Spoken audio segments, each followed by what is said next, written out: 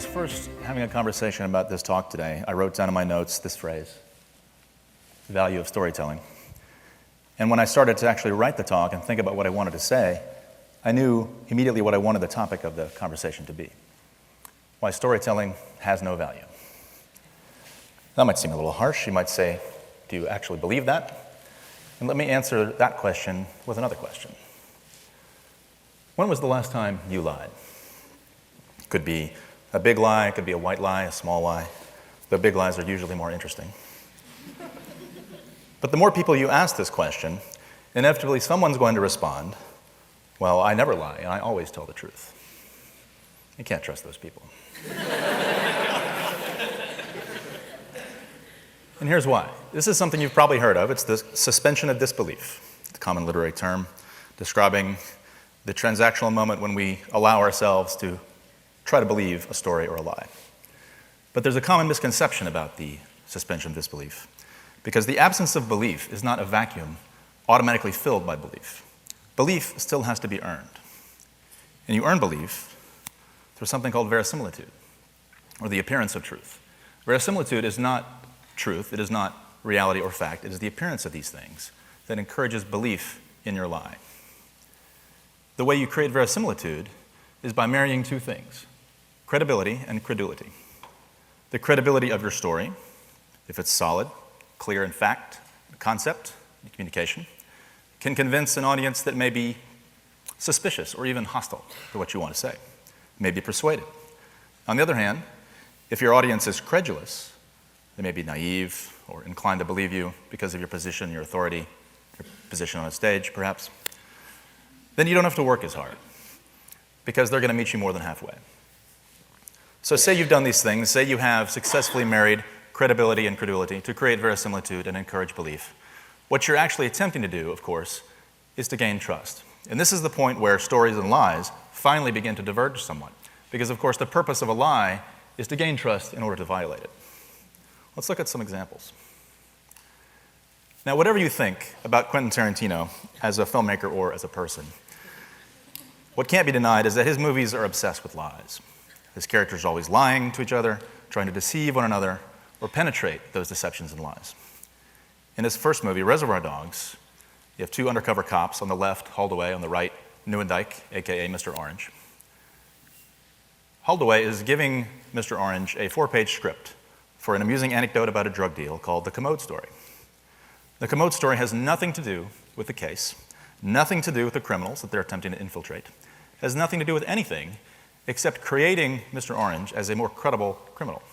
It's attempting to create verisimilitude around his role and make him believable as a criminal. As you might imagine from the name, the Commode Story takes place in a public bathroom, where Mr. Orange, according to the story, carrying drugs, runs into a group of 4 LA County sheriffs. He's nervous, doesn't want to be caught. And so we see this story being told to the other criminals, as well as seeing it acted out as the audience of this movie. However, there's a point where the policemen begin telling a story about Chuck, a motorist who, at a traffic stop, was almost shot by one of the policemen because he didn't raise his hands quickly enough. Now, we see this story as the audience. Remember, this is a lie within a story. But we don't ever see Mr. Orange telling the story of Chuck to the other criminals in the process of telling them the Commode Story. So we have a lie within a story. The reason for this is that knowing the Commode Story as he does, Mr. Orange is a very credible liar. So for us as the audience, we see the story of Chuck. We know that he knows that story, even if he doesn't tell it to the other criminals. So we believe him as a good liar, even as the criminals believe him as a criminal. In contrast, you have Nice Guy Eddie on the right. One of the criminals is telling a story about Elois, a stripper working for his dad who gets revenge on an abusive boyfriend. Nice Guy Eddie is a terrible liar and a terrible storyteller. He brushes off questions, he doesn't seem to know all the details. He's in a rush, actually, just to get to the punchline of the story of Elois. And it's clear that if the story happened at all, which is doubtful, it probably didn't happen as he described it. It probably didn't happen to anyone he knows. But it's much more fun to tell a lie or a story as if you were involved, as if you were there. And ultimately, even though it's obvious the other criminals don't really believe the story of Elois, they laugh at the end. It's kind of funny. It has a good punchline. And unlike the undercover cop in the back seat, with his lie, there's nothing really at stake, the lie of Elois. But who's a good example of someone who's real, who's also a good liar? Jimmy Kimmel planted a video on YouTube of a woman dancing against a door. She fell into a coffee table, caught on fire. Very funny, obviously. The story, the video took off on YouTube, got a lot of shares, a lot of comments. Eventually was picked up by mainstream media, was covered extensively, until it was revealed that the whole thing was fake, a prank set up by Kimmel's show. The thing is, though, about the YouTube audience is that they are very credulous, but they're also very suspicious. They actually don't care if something is fake. Even before this was revealed as being fake, there were hundreds of comments saying it was fake. But those people shared it anyway, because this audience doesn't really care if they're manipulated as long as they can be persuaded that it's funny. They don't mind that at all. And that's an important distinction when it comes to lies from stories. In The Last King of Scotland, Forrest Whitaker plays Ugandan dictator Idi Amin. At one point, in a fit of rage, he irrationally decides to throw all the Asians out of Uganda. This causes a huge controversy and disruption. So angry, he yells at his friend, "Why didn't you tell me not to do that?" And the friend said, "Well, I did. I told you not to do that. I told you not to throw the Asians out." And Amin says, "But you did not persuade me." Now, this sounds crazy, but it's actually perfectly valid, because an unconvincing truth is no better than an unconvincing lie. However,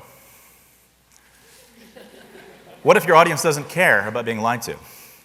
You may not remember this, but when reality TV first got started, there were miniature scandals about it not being real enough. There were accusations that certain things were scripted or staged, or that it was being edited in a certain way to make it more dramatic. Of course, now who cares?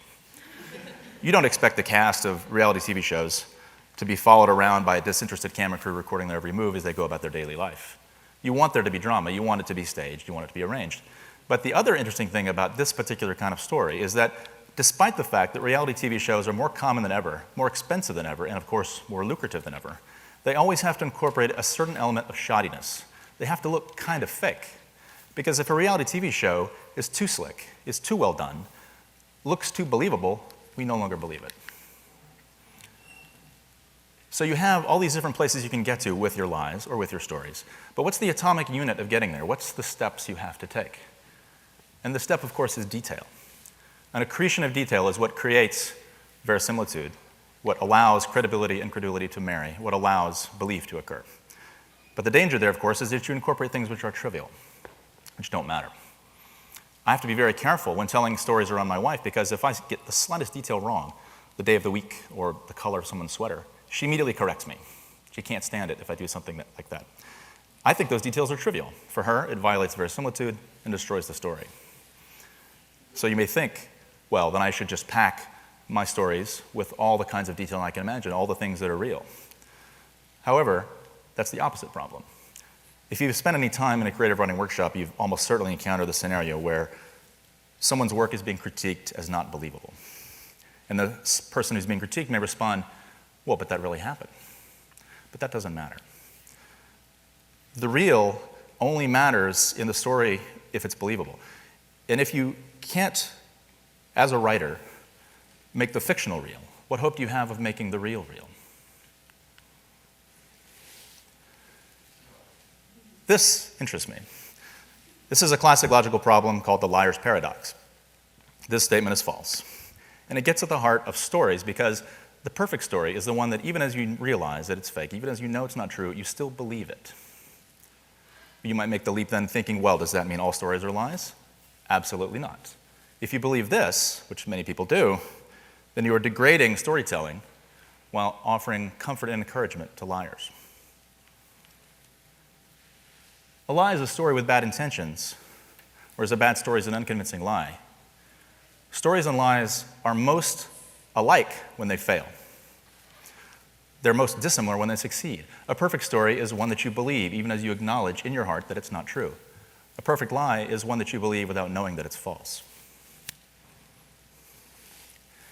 And this is the addictive heart of telling lies and telling stories. I grew up in Alabama, in Birmingham, a suburban bedroom community. My elementary school was near some deep woods. There was a big grassy hill outside my first grade window. One day I looked up to see a deer coming out of the woods there. All the other kids saw it. We all started to ooh and ah with amazement at seeing this animal. We assumed it would run away as soon as it noticed us, but instead, it charged the window and smacked its head against that window, cracked the glass. We all jerked back in horror. Teacher started to round us up, get us away from the window. The deer shook it off and charged again. This time it broke the window, shattered the glass. Everyone's screaming now. Teacher runs us out of the door, slams the door, and is holding it closed. The deer struggles over the windowsill. You can now see that it's foaming. It's obviously rabid. It's cutting itself on the glass. It's bleeding everywhere. Staggering in the classroom, knocking things over. This really only goes on for about a minute. It's crazy. And eventually the deer struggles back out of the window, goes off into the woods. It's very dramatic for a first grader to see that. And I love telling that story, but it's a lie. I was in third grade when that happened. I didn't see it occur. I saw the classroom when they were cleaning it up. I talked to a bunch of kids, some of the adults. But when I told that story when I went home, it was not nearly as good because I didn't see it. So from that point on, I was there. And I've told that story dozens of times as a kid growing up, and it wasn't until I was a teenager that I remembered, oh, I actually wasn't there for that. I can't really tell that story anymore. So that, at root, is the price that we pay, because being open to great stories is being vulnerable to great lies.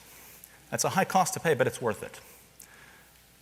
Stories have no value because they are invaluable.